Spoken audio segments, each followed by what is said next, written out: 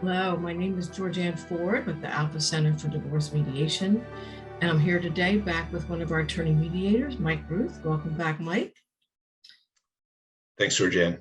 Sure. And Mike, your topic today has to do with refinancing versus other options when going through a divorce.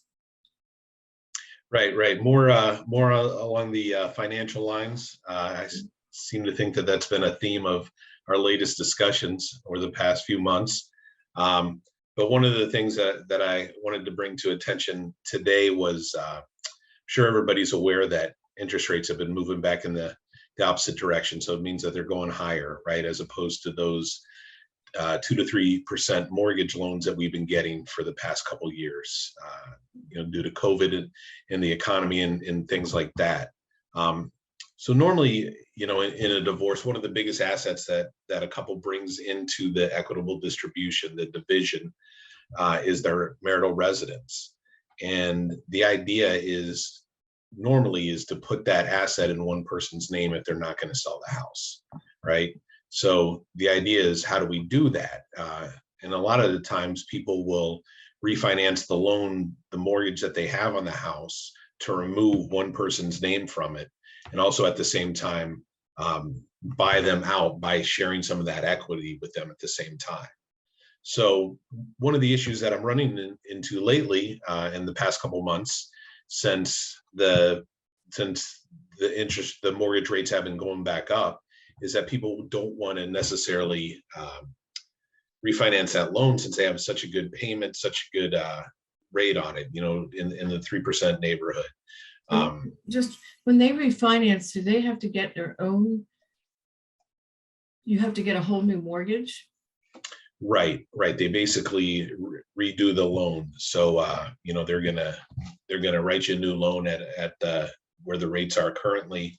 And that was basically the process that would take the other person off of that loan, make them so they're no longer responsible for payments on that. So we've been searching for other ways of doing this, of removing the other party's name from the mortgage.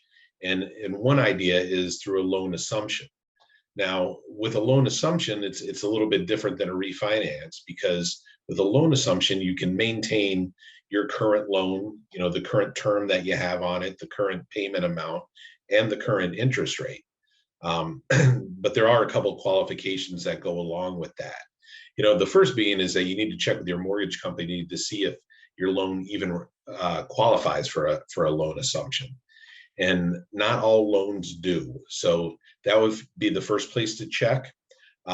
We always recommend that you don't necessarily talk to your lender, because they would like you to take the more expensive route, which is the refinance route. So who are we asking about whether it's assumable or not? I would just call somebody on the legal side that would be able to look at the contract and find the language in there that says that it is eligible for this loan assumption. So once you find out that you're able to proceed in that manner, then the person staying in the house needs to be able to qualify for the loan in full. So you basically just need to run your credit report again to see if they are able to remove the other person's name from the loan and just put the loan in your name only. So, there's going to be that income check and things of that sort to make sure that you're eligible for that. And then what they do is that they'll remove the other person's name from the loan. But one other thing that you need to be aware of is to make sure that just because they're doing that other party's not going to be legally responsible for any more payments if the loan were to go into default. So you really have to be thorough when you're entering into one of these loan assumption agreements, to make sure that it matches up with what you have included in your property settlement agreement through your divorce attorney. That outlines how much money they're getting from the equity and basically that they're going to be taken off this loan and no longer be responsible for that. So it has to match what you put in a divorce settlement, has to match what the mortgage company has in writing. Right.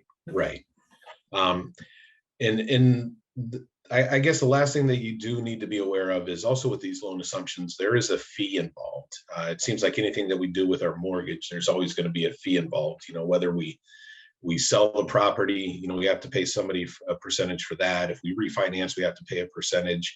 And same thing with a loan assumption, there is a fee involved in order to get that your spouse's name off the loan as well. So there's some things that you need to do a little investigative work to make sure that you qualify for this. But the best thing about it is that you are able to keep your loan as it is written. So if you like the rate that you're getting, you like the payment that you're making, you like to keep the term that's left on the loan, like the time duration, instead of having to do, rewrite it for another 30 years. I would definitely recommend looking into this because it can be a viable option for these situations. One last question. I think you may have said it, but I just want to go back.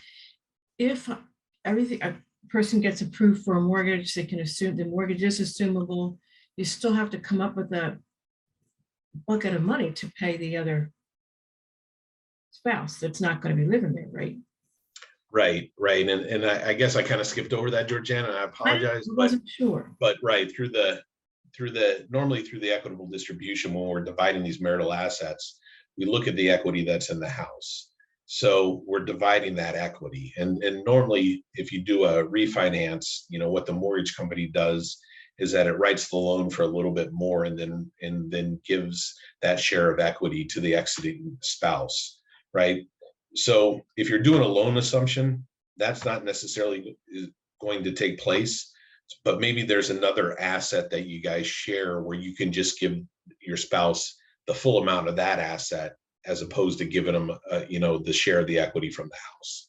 So if you can do it that way, if you can structure the property settlement agreement that way, then that loan assumption will be a viable option too.